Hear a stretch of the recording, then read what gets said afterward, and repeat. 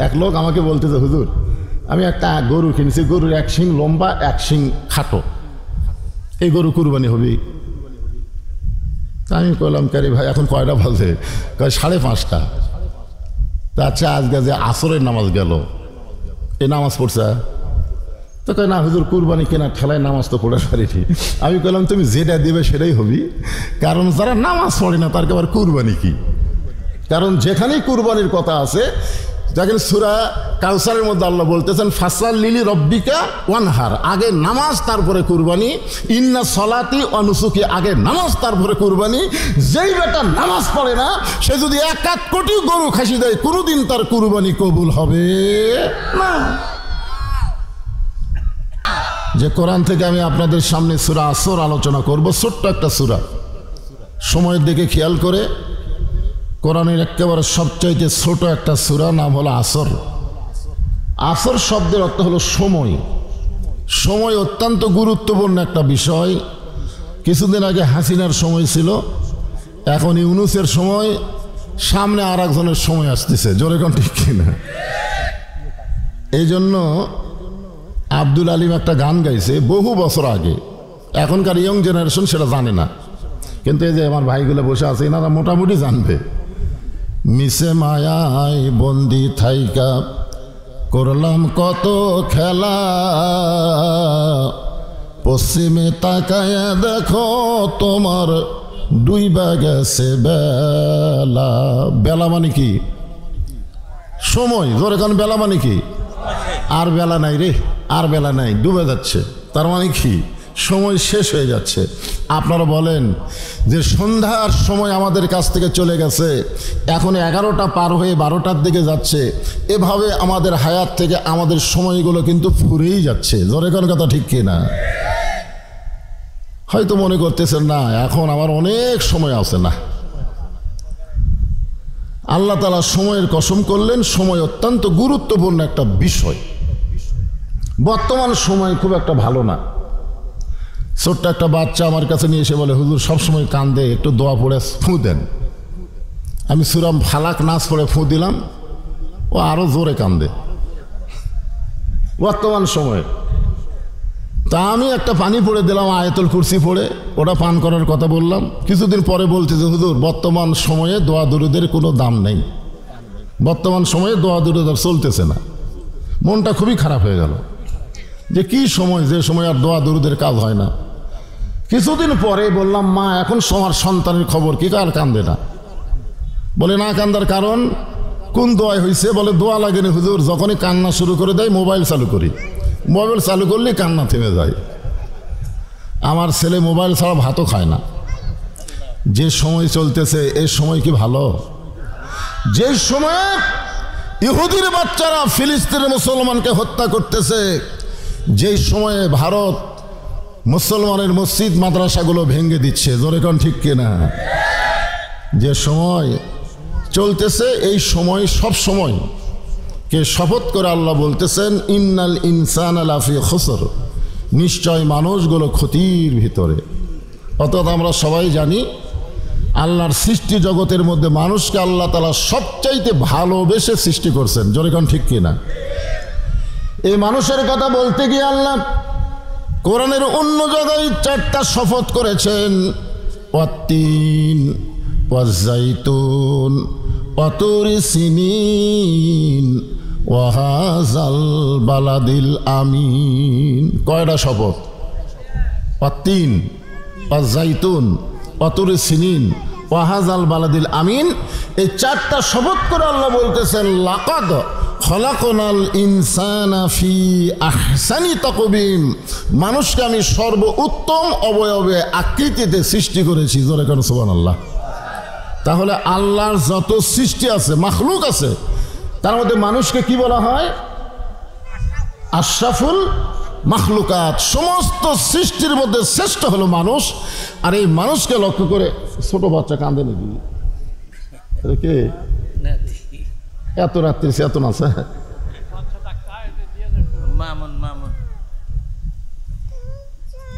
তাহলে আপনি টোটাই লাগবে কি যে শুরু করছে? ওই বাড়ির যাবি রে, বাড়ির যাবি রে। আচ্ছা যাচ্ছে যাচ্ছে যাচ্ছে।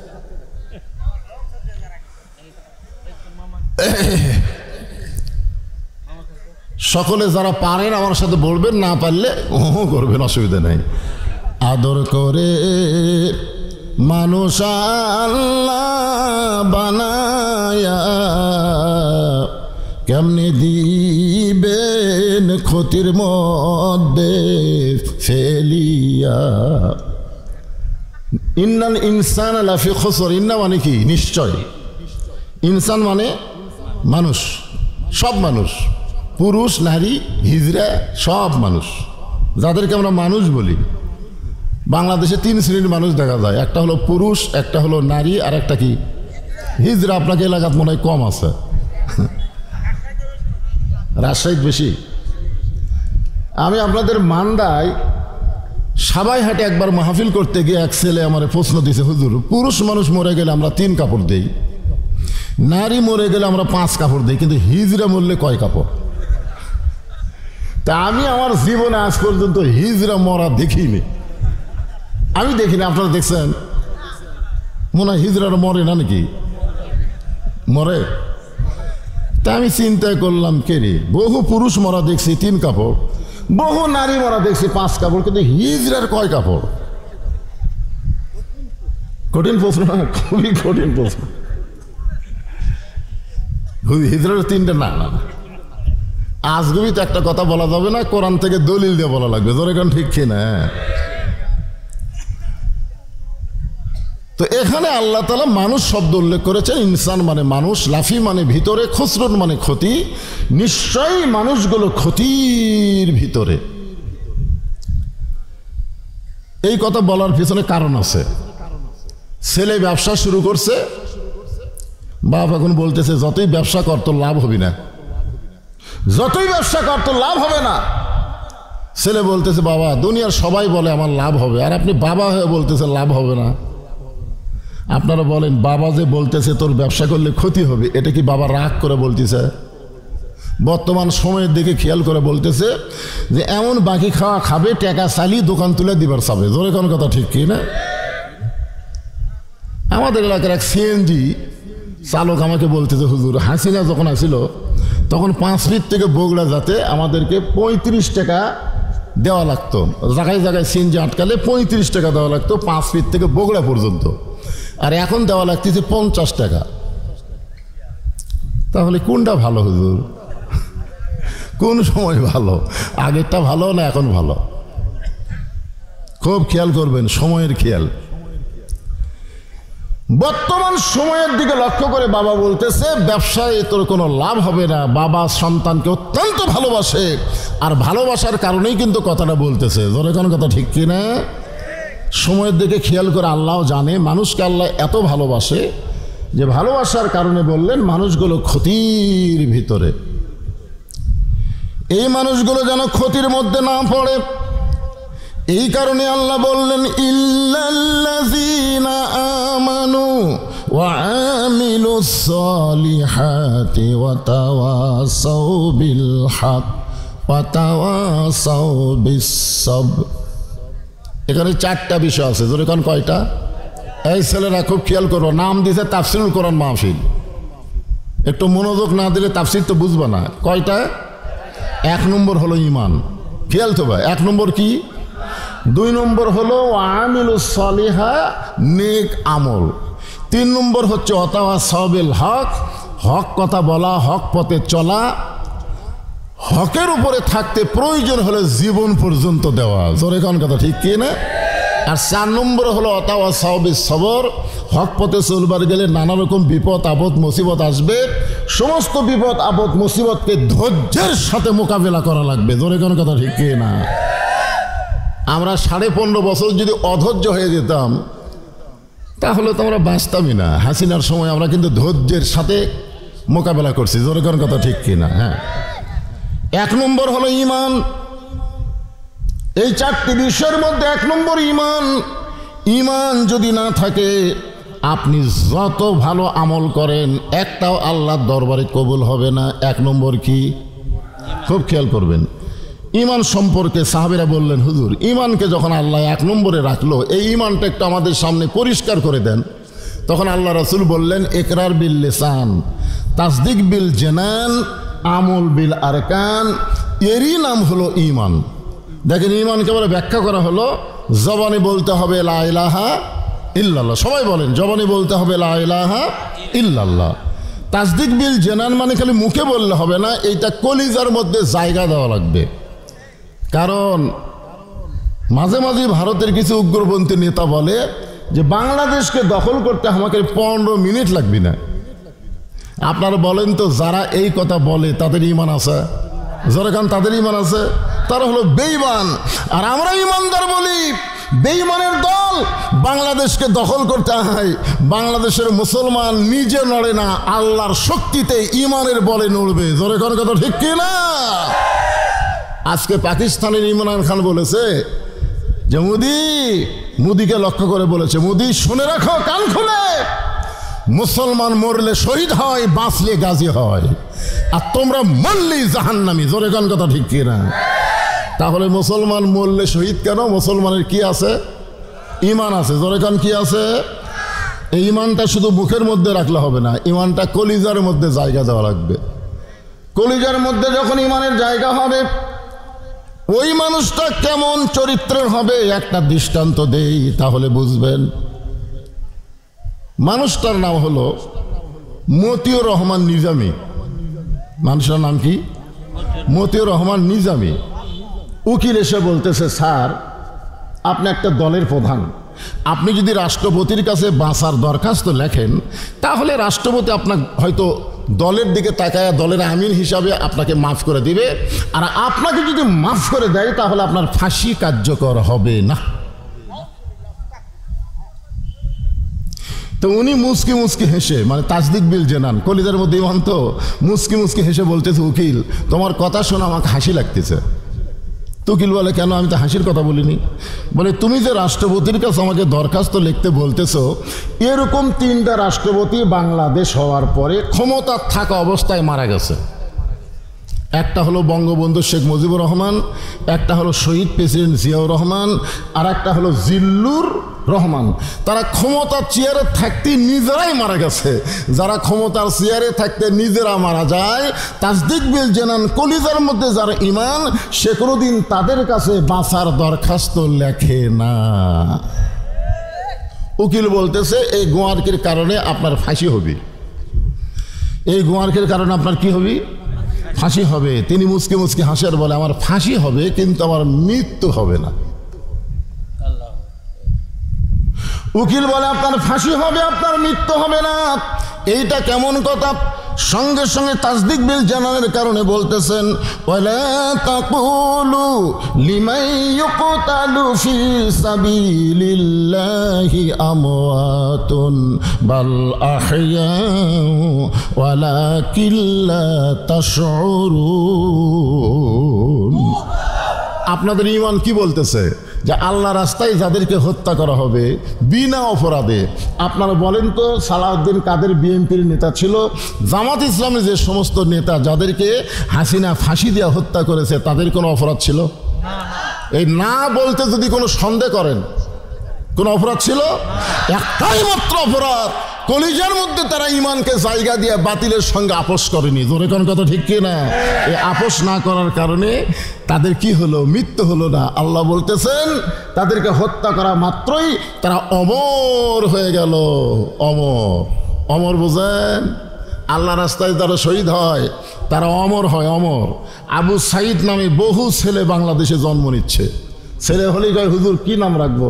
আমি বলি আবু সাইদ, সাথে সাথে নাম রাখে আবু সাইদ। আমার মেয়ে হয়েছে, হুজুর কি নাম রাখবো? আমি বললাম হাসিনা। যেই কষে হাসিনা, রাগ করে আর বাঁচে না। হুজুর এমন একটা নাম করলেন, খুনি। তার মানে বোঝা গেল আবু সাইদ মরে নাই, শহীদ হয়ে গেছে, ঘরে ঘরে জন্ম নিচ্ছে। আর হাসিনা বেঁচে থাকতেই পচে গেছে। অন্তত 40 বছর কোনো মেয়ের নাম কেউ হাসিনা রাখবে না। ধরে কোন কথা ঠিক না? কি বুঝতেছেন? তাসদিক বিল জানান, এরই নামই হলো কলিজার মধ্যে ঈমান। এরপরে বলা হচ্ছে আমল বিল আরকান, ঈমান অনুযায়ী আমল করা লাগবে। ইমান অনুযায়ী যদি আমল করতে চান, যত আমল আল্লাহ আমাদের দিছে তার মধ্যে 1 নম্বর আমলের নাম হলো নামাজ। 1 নম্বর আমল কি? আপনারা বলেন তো, কেউ যদি সারা জীবন রোজা না রাখে তার ইমান নষ্ট হবে? শোনেন, কেউ যদি রোজা না রাখে তাকে বেঈমান বলা যাবে না। কেউ যদি যাকাত না দেয় তাকে বেঈমান বলা যাবে। এই মনোযোগ দিয়ে শুনবেন, কেউ যদি হজ না করে তাকে বেঈমান বলা যাবে না। কিন্তু কেউ যদি নামাজ না পড়ে, দেখছেন আমার কর আগে আপনারাই ফতোয়া দিচ্ছেন। এক লোক আমাকে বলতেছে, হুজুর আমি একটা গরু কিনেছি, গরুর 1 শিং লম্বা 1 শিং খাটো, এই গরু কুরবানি হবে। তা আমি বললাম, কারি ভাই এখন কয়টা বাজে? কয় 5:30। তা আচ্ছা, আজকে যে আসরের নামাজ গেল, এই নামাজ পড়ছে? তো কয় না হুজুর, কুরবানি কেনার ঠেলায় নামাজ তো পড়ে পারিনি। আমি বললাম, তুমি যেটা দেবে সেটাই হবি, কারণ যারা নামাজ পড়ে না তার আবার কুরবানি কি? কারণ যেখানেই কুরবানির কথা আছে, দেখেন সূরা কাউসারের মধ্যে আল্লাহ বলতেছেন, ফাসাল্লি লিরাব্বিকা ওয়ানহার, আগে নামাজ তারপরে কুরবানি। ইন্না সলাতি ওয়া নুসুকি, আগে নামাজ তারপরে কুরবানি। যেই বেটা নামাজ পড়ে না সে যদি 1 কোটি গরু খাসি দেয়, কোনোদিন তার কুরবানি কবুল হবে না। কি ভাই এটা কি?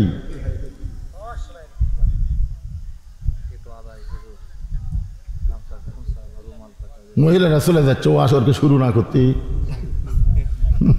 ওরা আসলো কেন, যাবে কেন? না, এটা বলার উদ্দেশ্য হলো যে হুজুর কালেকশন তো হয়ে গেছে, আপনার জন্য একটা কালেকশন মাত্র 2 মিনিটের। সেটা হলো আপনাদের কাছে একটু রুমাল যাবে, গামছা যাবে, তারপরে যতক্ষণ ইচ্ছা টানা আওয়াজ হবে শুনবেন, থাকবেন। কিন্তু তারা মনে করতেছে মহিলারা যাচ্ছে, মরদগুলো যদি যায়, সেই জন্য এর মধ্যে একটু সন্দেহ হচ্ছে।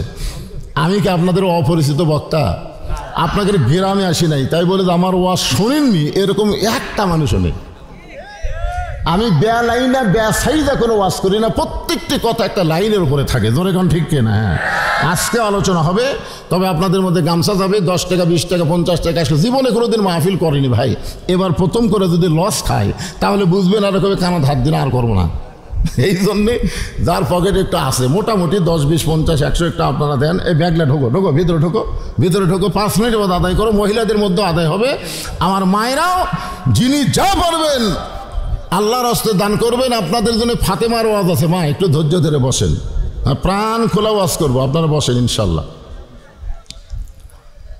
দেন সবাই ব্যাগলা ওঠে না কেন? এগুলো তো বলা মাত্র দেরি করা যাবে না। হ্যাঁ রে, 10-15টা ব্যাগ থাকা লাগবে, 10-15টা ব্যাগ লিয়া। একজন ওটা বসা করবেন না, ওটা বসা করবেন কেন?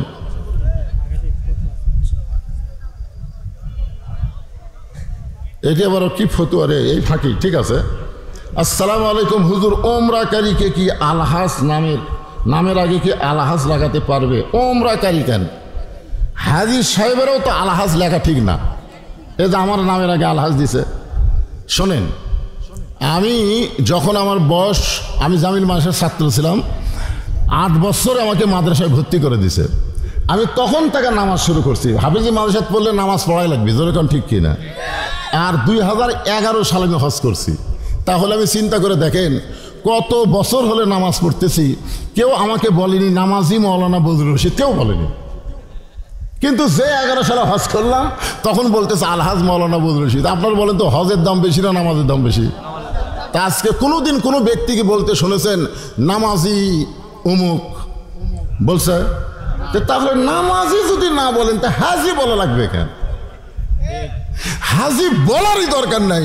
যদি হাজি বলাতে তার মনের মধ্যে একটু ভাব তৈরি হয় তাহলে হাজি নাম হবে, কিন্তু হজ আল্লাহর দরবারে কবুল হবে না। এটা আমি ফরজ হজের কথা বললাম। আর ওমরা তো হজই না, তাহলে হাজি আপনি লিখবেন কেমনে? ওমরা হজ, এই যার উপর আল্লাহ হজ ফরজ করে দিছে সে যদি 1 কোটি ওমরা করে তার হজের ফরজ আদায় হবে? কতক্ষণ হবে?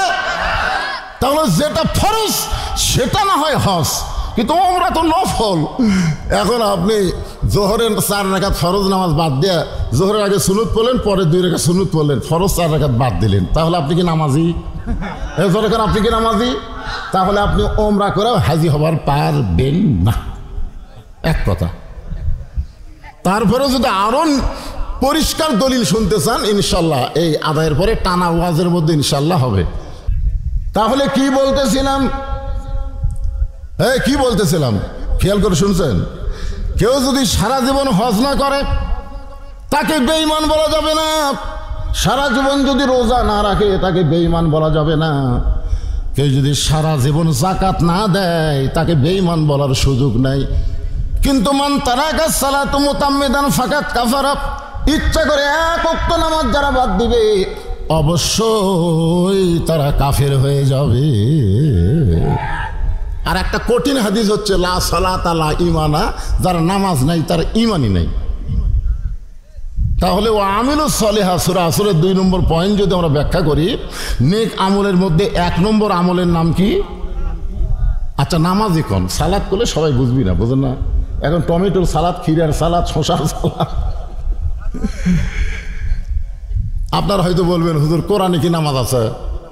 আমরা যখন জাহান্নাম বলি তখন কোরআনের কথা বলি, কিন্তু দোজক আপনার বলেন তো দোজক কি কোরআনে আছে? তো দোজক মানে আপনারা কি বোঝেন? আচ্ছা বেহেশত কি কোরআনে আছে? বেহেশত মানে কি? জান্নাত।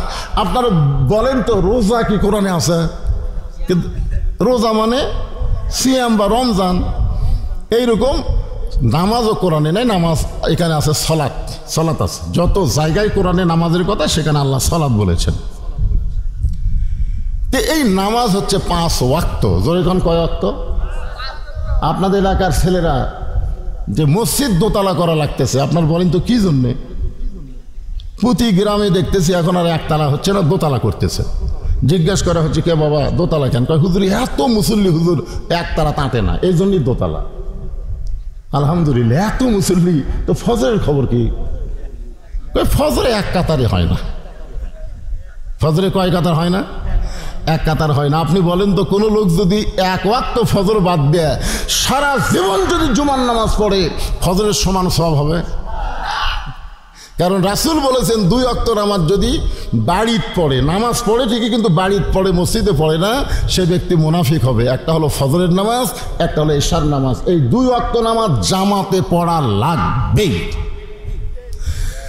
যেদিন বাংলাদেশে জুমায় যেমন মুসল্লি হয়, ফজরের নামাজে যদি তেমন মুসল্লি হয়, সেদিন আর নামাজের ওয়াজ করা লাগবে না। কারণ বাংলাদেশে নামাজ কায়েম হয়ে গেছে। ধরে কোন ঠিক কিনা? আপনারা হয়তো ছেলেরা অনেক বলতে হুজুর তার জুম্মার নামাজ পড়ে কোনো লাভ নাই। আছে জুম্মার নামাজ যারা পড়ে 5 ওয়াক্ত পড়ে না, এদেরকে আল্লাহ তাআলা হাসরের ময়দানে কৌতুক করার জন্য, আল্লাহ তো কৌতুক করে, আল্লাহ কৌতুক করার জন্য বলবে এই শুধু জুমার নামাজ পড়েছো 5 ওয়াক্ত পড়নি, আমি আল্লাহ তাদেরকে জান্নাত দিয়ে দিলাম। এই কথা শুনে জুম্মা পার্টিরা খুশি হবে, হায় হায় রে 7 দিনে 1 ওয়াক্ত পড়িনি, খালি জুম্মা পড়ছি তাতে আল্লাহ জান্নাত দিল। খুশি হয়ে মারবে দৌড়, যাই দেখবে জান্নাতের দরজার বিশাল একটা তালা। তখন বলবে আল্লাহ আপনি আমাকে জান্নাত দিলেন, তালা কেন? বলে খুঁজে দেখ চাবি আছে। ওরা খুঁজে দেখবে একটা চাবি আছে, চাবি তালার মধ্যে ঢুকবি কিন্তু ঘুরবি না। ঢুকিছে ঠিকই ঘরে না। তো বলতেছে আল্লাহ চাবি তো তালার মধ্যে ঢুকলো কিন্তু ঘরে না। আল্লাহ বলতে তালার মধ্যে 5টা দাগ আছে, তোর চাবির মধ্যেও 5টা দাগ থাকা লাগবে। দাগে দাগে মিল হবি, কুট্টুস করে খুলে দেবি। তোর চাবির খবর কি? আল্লাহ আমার চাবি তো তেল তেলা। তখন আল্লাহ বলবে জান্নাত দেখে ফেরত। হয় জুম্মা পার্টি জান্নাত দেখবার পাবে কিন্তু ঢুকবার পারবি না।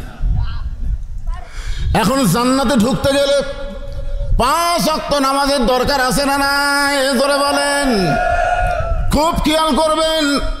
এই 5 ওয়াক্ত নামাজ পুরুষ মানুষের জন্য সবচাইতে গুরুত্বপূর্ণ, তবে নারীদের জন্য নামাজের গুরুত্ব আছে। রাসূল বলেছেন পুরুষ মানুষের জন্য 1 নম্বর নেক আমল হলো নামাজ, আর নারীদের জন্য 1 নম্বর নেক আমল হলো পর্দা। পুরুষ মানুষের জন্য 1 নম্বর নেক আমলের নাম কি? জোরে বলেন। আর নারীদের জন্য, নারীরা যদি পর্দা না মানে যতই নামাজ পড়ুক, একটা নামাজও আল্লাহর দরবারে কবুল হবে না। আমার মায়েরা অনেকে এসেছেন, আমাকে এখানে বলা হয়েছে হুজুর এই গ্রামে আপনি জীবনের প্রথম আইলেন, এই গ্রামের মেয়েরা অনেক দূরে গিয়ে আপনার ওয়াজ শুনতে পারে নাই। আমরা অনেকেই বলি বড় পীর, বড় পীর। আমি রাজশাহীর বাগমারায় কেবল বলছি বড় পীর, সাথে সাথে আমার মুখের কাছ থেকে সভাপতি মাইক কাড়ে লিখছে। তা আমি তো আর জানি না ওরা আহলে হাদিস, জানি না, বুঝলেন না, প্রথম গেছিলাম। তবে হুজুর বড় পীর কোরআনের কোন জায়গাত আছে?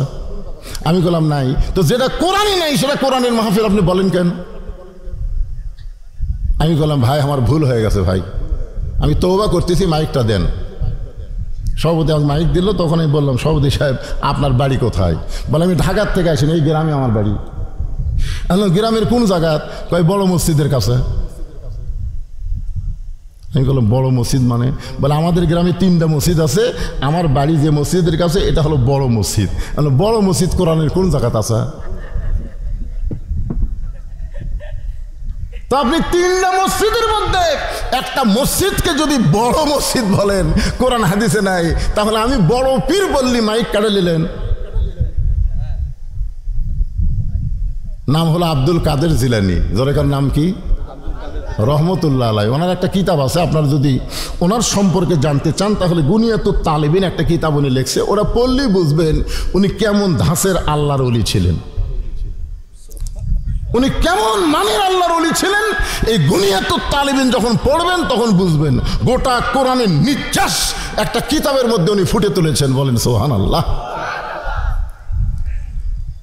মসজিদ নববীর পাশেই সবচাইতে বড় গোরস্থান, ওই গোরস্থানকে বলা হয় জান্নাতুল বাকি। জোরে বলেন গোরস্থানের নাম কি? ওই জান্নাতুল বাকি জিয়ারত করতেছেন। পিছন দিক থেকে এক ছাত্র বলে হুজুর আপনি চোখ বন্ধ করলে গোটা পৃথিবীর খবর বলতে পারেন, আপনি একটু চোখ বন্ধ করে দেখেন তো এই জান্নাতুল বাকির কোন জায়গায় মা ফাতেমার কবর।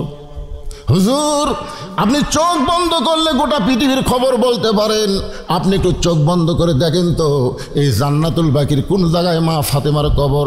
আব্দুল কাদের জিলানী রাগ করে বললেন, রে ছাত্র, আমি চোখ বন্ধ করলে গোটা পৃথিবীর খবর বলতে পারি, এই কথা তুমি কেমনে বললা? আল্লাহ আমাকে এত যোগ্যতা দান করেছে। ইত্তাকু ফিরাসাতাল মুমিনিনা ফাইন্নাহু ইয়ানজুরু বিনুরিল্লাহ। আমি চোখ বন্ধ করলে আল্লাহর আরশ পর্যন্ত দেখতে পাই। গোটা পৃথিবী নয়, আল্লাহর আরশ পর্যন্ত আল্লাহ আমাকে দেখার যোগ্যতা দান করেছে। যালিকা ফাদলুল্লাহি ইউতিহি মান ইয়াশা আল্লাহু যুল ফাদলিল আযীম। যখন সুলাইমান বলেছিল ওই হুদুদ পাখি কোথায়, হুদুদ পাখি কোথায়, একটা গল্প আছে, এই আয়াতটা ওখানে আছে। শেষ পর্যন্ত বলা গেল হুদুদ পাখি যখন আসলো, কেন তুই দেরি করে আসলি কেন? বলে দেরি করে আসার কারণ হলো আপনি জানেন না এমন একটা রাজ্য আছে যে রাজ্যের রাজা না একটা রানী আছে, রানীর নাম হলো বিলকিস রানী। সুলাইমান নবী কয় পৃথিবীর মধ্যে আছে? বলে হ্যাঁ পৃথিবীর মধ্যেই একটা মেয়ে মানুষ দেশ চলায়। চিন্তা করে দেখেন, মরদ মানুষ মেয়ে মানুষ দেশ চলায়, শুনে খুশি হবে না রাগ করবে? আপনারা কি খালেদা জিয়া, শেখ হাসিনা, আবার সামনেকে মরদ। আল্লাহ কোরআনে বলেছে আর রিজালু কাওয়ামুনা আলান নিসা। সুলাইমান নবী রাগ করে বললেন পৃথিবীর কোন রাষ্ট্র কোন মেয়ে মানুষ চালাতে পারে না। এই কথা তিনি বললেন। আমাদের নবী বলেছেন মা তারাক্তু বাদি আলা উম্মতি ফিতনাতুন আদার আলা রাসূলু মিনান নিসা, রাওয়াহুল বুখারী কিতাবুল ফিতান। রাসূল বলেছেন আমার পরে আমার উম্মতের জন্য সবচাইতে বড় বিপদ হলো পুরুষ মানুষের জন্য নারী নেত্রী হওয়া। এটা আমি বলিনি, আল্লাহর নবী 1400 বছর আগে বলে গেছে।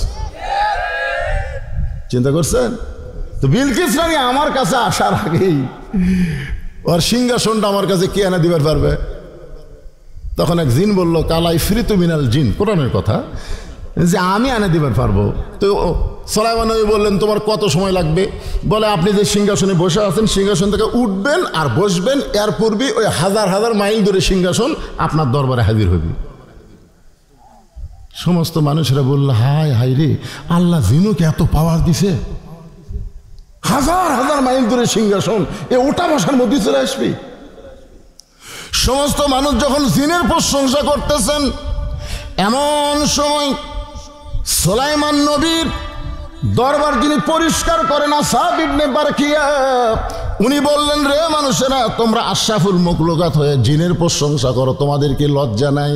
আল্লাহ আমাকে এমন ক্ষমতা দিয়েছে, সুলাইমান নবী খালি চোখ বন্ধ করবে আর খুলবে, এর পূর্বেই বিলকিস রানীর সিংহাসনে হাজির হয়ে যাবে। জালিকা ফাদলুল্লাহি ইউতিহি মান ইয়াশা, আল্লাহু যুল ফাদলিল আযীম। আল্লাহ মানুষকে এত ক্ষমতা দান করেছে, জোরে কোন সুবহানাল্লাহ। ক্ষমতার মালিক কে? আল্লাহ। আব্দুল কাদের জিলানী বললেন, তুমি বলতেছো চোখ বন্ধ করলে গোটা পৃথিবীর খবর জানি না। পৃথিবী নয়, আল্লাহর আরশ পর্যন্ত আল্লাহ দেখার ক্ষমতা আমাকে দিছে, কিন্তু জান্নাতুল বাকির কোন জায়গায় ফাতেমার কবর পৃথিবীর কেউ কোনোদিন বলতে পারবে না। সমস্ত মুরিদ বলে, হুজুর এই জান্নাতুল বাকির মধ্যে মা ফাতেমার কবর আছে, কিন্তু কবরটা কোন জায়গায় কেন পৃথিবীর কোনো মানুষ বলতে পারবে না। আব্দুল কাদের জিলানী বললেন, মা ফাতেমা হলেন জহুরা। আমার মায়েরা যারা পর্দার অন্তরালে, মেয়েদের মধ্যে 1 নম্বর নেক আমল হলো পর্দা। একটু মনোযোগ দিয়ে শোনেন। আব্দুল কাদের জিলানী বললেন, মা ফাতেমা হলেন জহুরা। সমস্ত মুরিদ বলে, হুজুর জহুরা মানে কি? আব্দুল কাদের জিলানী বললেন, এই জহুরা মানে যদি তোমরা জানতে চাও, তাহলে তোমাদের একটু ব্যাখ্যা বিশ্লেষণ করে বলা লাগবে। আজকে যারা আমার সামনে বসে আছেন, এই জহুরা সম্পর্কে যদি জানতে চান, তাহলে মেয়ে মানুষের পর্দা বিষয়ে একটু শোনার দরকার আছে না নাই? এশার নামাজ পড়ে হযরত আলী ঘরের ভিতর, এশার নামাজ পড়ে হযরত আলী ঘরের ভিতর, কারণ রাসূল বলেছেন, এশার নামাজ পড়ার পরে তোমরা গাল গল্প করবা না, বরং তোমরা তাড়াতাড়ি ঘুমায় যাওয়া, তাহাজ্জুদের মহব্বত এবং ফজরের জামাত যেন আদায় করতে পারো। সুবহানাল্লাহ। হ্যাঁ, এশার নামাজ পড়ে হযরত আলী ঘরের ভিতর যা দেখে ঘর সুন্দর করে সাজানো, ফাতেমা সুন্দরী সাইজা গুইজা বসে আছে, হাসান হোসেনকে সুন্দর করে সাজাই দিছে। হয়তো আলী বলতেছে, আজকে আবার তোমার মনে কি রং ধরলো গো? ঘরও সুন্দর করে সাজাইছো, হাসান হোসেনকে সুন্দর করে সাজাই দিছো, আবার তুমিও সুন্দরী সাজা গুজা বসে আছো। এমন সময় ফাতেমা 2 সন্তানকে বুকের মধ্যে নিয়ে কানে কানে বললেন, বাবা তোমরা 2 ভাই একটু অন্য ঘরে যাও, তোমার বাবার সঙ্গে আমার গোপন কিছু গল্প আছে। যেই মাত্র ফাতেমা তার 2 সন্তানকে বলতেছে, তোমরা 2 ভাই একটু অন্য ঘরে যাও, তোমার বাবার সঙ্গে আমার গোপন কিছু গল্প আছে, হযরত আলী তখন মুস্কি মুস্কি হাসতেছে। হযরত আলী মুস্কি মুস্কি হাসতেছে, বুঝবার পারছে যে বউ সাজা গোজা বসে আছে, সন্তানকে অন্য ঘরে পাঠা দিচ্ছে, তার মানে আমার সাথে কিছু। বুঝতে পারতেছেন না? আপনাদের বউ মনে হয় সাজে না, যে রাত্রে বউ সাজবে বুঝবেন, সেই রাত্রে বউ শরমে কিছু কবার না পারলেও সাজগোজ দিয়ে কিছু আপনাকে বুঝাই। জোরে কোনো কথা ঠিক কি না? না সাজেই না নাকি? আল্লাহ ভালো জানে। হাসান হোসেন 2 ভাই যখন অন্য ঘরে যায়, এমন সময় ফাতেমা ঘরের দরজা বন্ধ করে দেয়। যেই মাত্র ঘরের দরজা বন্ধ করেছে, সঙ্গে সঙ্গে হযরত আলী মাথার টুপি খুলে রাইখা দিস। আপনারা বলেন, বউ যদি ঘরের দরজা বন্ধ করে তখন আর টুপি চলবি? কথা কয় না রে বারে। টুপি কি জন্যে? আপনার টুপি মাথার ধান বোঝেন না? সবসময় টুপি চলে। আমি যত বড়ই হুজুর হই, ওয়াজ করে যখন বাড়ির যাই, আমার বইয়ের সামনে কাছে যখন সুদ পার চাই, তখন যদি বলি 5টা মিনিট ওয়াজ করবো, তো একটু শোনো তো। মানুষ ঘন্টার পর ঘন্টা আমার ওয়াজ শোনে, কারণ 5টা মিনিট শোনো। বউ দৌড়ে আসে, টুপি খুলে হুজুরগিরি বাদ দেন তো, যা করে অ্যাকশন করছেন জনগণ চিনে না তাই হুজুর কয়, কিন্তু আমি মালটা চিনি, হুজুর হয় এত সহজ নয়। হযরত আলী মাথার টুপি খুলে 2 কানা হাত বাড়ায় দিস। সঙ্গে সঙ্গে ফাতেমা দৌড়ে এসে স্বামীর বুকের মধ্যে মাথা ঢুকায় ছোট বাচ্চার মতন কান্না শুরু করে দিয়েছে। আলী বলতেছেন, ফাতেমা এত সুন্দর করে ঘরটা সাজায়া, এত সুন্দরী সাইজা গুইজা সন্তান 2টাকে সুন্দর করে সাজায় অন্য ঘরে পাঠায় দিয়া আমার বুকের মধ্যে মাথা দিয়া কেন কাঁদতেছ? ফাতেমা বলে, স্বামী গো, আর কোনোদিন ঘর সাজান যাবে না, আর কোনোদিন সন্তানকে সাজায় দিবার পারবো না, আর কোনোদিন সাইজা গুইজা আপনার সামনে দাঁড়াবো, সেই সময় আমার হবে না, কারণ আজকে গভীর রাত্রে ফাতেমার মৃত্যু হবে। গাছের গোড়া কাটলে গাছটা যেমন পড়ে যায়, তেমনি পড়ে গেলেন হযরত আলী ঘরের মাঝায়। ফাতেমা মুস্কি মুস্কি হাসতেছে। স্বামীর পড়ে যাওয়া দেখে ফাতেমা মুস্কি মুস্কি হেসে স্বামীর মাথাটা উরাতের উপরে নিয়ে কপালে একটা চুমা দিয়ে বলে, স্বামী গো, এমন করে আপনি কাঁদবেন না, কারণ আসলে যাইতে হবে। এই দুনিয়া থাকার জায়গা না, এটা মাইনে নেওয়া লাগবে। জোরে কোন কথা ঠিক কিনা? দুনিয়াতে 3 তলা 4 তলা 5 তলা বাড়ি করতেছেন, আপনার বিবেককে একবার কইছে যতই উপর দিকে আমি তালা বানাই না কেন উপর দিকে থাকতে আমি পারবো না, আমাকে নিচতলায় ঢোকা লাগবে। জোরে কোন কথা ঠিক কি না? এই জন্য সবাই একটু আমার সঙ্গে বলেন, ছেলে যুবক এমনকি বাচ্চারা মুরব্বীরা সবাই একটু জবান খুলে বলবেন আসলে। বিশ্বাস করে সবাই বলেন তো, দেখেন ওয়াল আসর, সময়ের কি গুরুত্ব আজকে আপনারা বুঝতে পারবেন এই মাহফিলে। সবাই জবান খুলে বলেন আসলে। ফাতেমা বলে স্বামী গো, আপনি হলেন শিক্ষিত, আপনি হলেন বীর। গোটা পৃথিবীর মধ্যে সবচাইতে বেশি শিক্ষিত যে মানুষটা ছিল তার নাম হলো হযরত আলী। আর সবচাইতে শক্তিশালী মানুষের নাম কি? শিক্ষার দিক দাও 1 নম্বর, শক্তির দিক দাও 1 নম্বর। দলিল আছে না নাই? আনা মাদিনাতুল ইলমে ওয়া আলিউ বাবুহা। রাসূল বলেছে আমি হচ্ছে ইলমের শহর, আলী হচ্ছে তার দরওয়াজা। আল্লাহ বলেছেন আসাদুল্লাহিল গালিব, আলী হচ্ছে ইসলাম গালিব করার ব্যাপারে আল্লাহর সিংহ। জোরে কোন সুবহানাল্লাহ। তাহলে শিক্ষিত এবং শক্তিশালী মানুষ আপনি যেভাবে পড়ে গেলেন, অগর স্বামী আমি দুনিয়া থেকে বিদায় নেওয়ার পর আমার 3টা চাওয়া আপনাকে পুরা করা লাগবে। আলী কান্দের বলে ফাতেমা, দুনিয়ার জীবনে গরিব ছিলাম বলে তুমি কিছুই চাইলা না, কিন্তু মৃত্যুর পরে আমার কাছে কি চাইবা ফাতেমা? বলে 1 নম্বর চাওয়া হলো রাতের অন্ধকারে মৃত্যুবরণ করলাম, রাতের অন্ধকারেই আমাকে দাফন করা লাগবে। কারণ আমি পর্দাকে এত গুরুত্ব দিয়েছি, দুনিয়ার কোনো মেয়ে মানুষের সঙ্গেও ফাতেমা কোনোদিন দেখা করে নাই। সুবহানাল্লাহ কর না কেন? দুনিয়ার কোনো মেয়েদের সাথেও ফাতেমা পর্দা ছাড়া দেখা করেনি। একবার মেয়ের আইছিল ফাতেমার দরজায়, ফাতেমার সাথে দেখা করবে। হয়তো আলী গিয়ে বলতেছে কতগুলো মেয়ে মানুষ আছে, তারা একটু তোমার সাথে দেখা করবার চাই, আমি কি দরজা খুলে দিব? ফাতেমা বলতেছে যারা আমার সঙ্গে দেখা করবে তাদেরকে আপনি চেনেন? আলী বলতেছে মারেফতের প্রশ্ন, তাদেরকে আপনি চেনেন? আচ্ছা বলেন তো, এই প্রশ্ন যদি বউ করে আপনি কি উত্তর দেবেন? আমি খালি একদিন বলছিলাম যে আমার চাওয়াতো ভাইয়ের বউ মোটামুটি ভালোই সুন্দরী। যেই করছি আমার বউ কয় আপনি কবে থেকে লুচ্চা হলেন? আমি বললাম লুচ্চা? চাওয়াতো ভাইয়ের বউ দেখা যায় না হারাম, আগে সেটা ফতোয়া দেন। আমি বললাম দেখা তো যায় না, তাহলে সুন্দরী কেমনে কন? আমি সেদিন থেকে কান ধরে তওবা করছি, দুনিয়ার কোনো মেয়ে দেখলেও বউয়ের কাছে সুন্দরী বলা যাবে না, বউটাই হলো সবচাইতে সুন্দরী। জোরে খান কথা ঠিক কিনা? না আমি দেখবো না, আমি দেখবো না, যদিও দেখি বউয়ের কাছে আর বলা যাবে। হযরত আলী বলতেছেন ফাতেমা, এই দুনিয়ার একজন মাত্র মেয়েকে আমি চিনি, সেই মেয়েটা হলো আমার হাসান হোসেনের মা। হাসান হোসেনের মা ছাড়া দুনিয়ার অন্য কোনো মেয়েকে আমি চিনি না। ফাতেমা দৌড়ে এসে স্বামীর কপালে চুমা দিয়ে বললেন আপনি হলেন আসল ইমানদার পুরুষ। কুল্লিল মুমিনিনা ইয়াগুদ্দু মিন আবসারিহিম, প্রকৃত মুমিন তারাই হবে যাদের নজর থাকবে নিচের দিকে, অন্য কোনো নারীর দিকে তারা তাকাবে না। একটা মাত্র নারীকে প্রাণ ভরে দেখবে, যেইটা তার জন্য হালাল বিবি। জোরে কোন ঠিক কি না? আপনারা কি তাই দেখেন? এটা কার বউ রে? এটা কার মেয়ে রে? কার বউ কার মেয়ে? এগুলো সব দেখে বাড়ির মধ্যে যায় নিজের বইয়ের দিকে তাকায় আর কয় বাইরের গুলাই ভালো রে, বাইরের গুলাই ভালো। বাইরের গুলাতে সাজিয়ে শুধু আপনার সামনে দেখা করছে, আর ভিতরেটা পেতনি হয়ে আছে, এ কাম সে কাম করতে করতে ওই কি সাইজ হয়ে আছে। তাই আলী বললেন দুনিয়ার একটা মাত্র মেয়েকে আমি চিনি, সেই মেয়েটা হলো হাসান হোসেনের মা।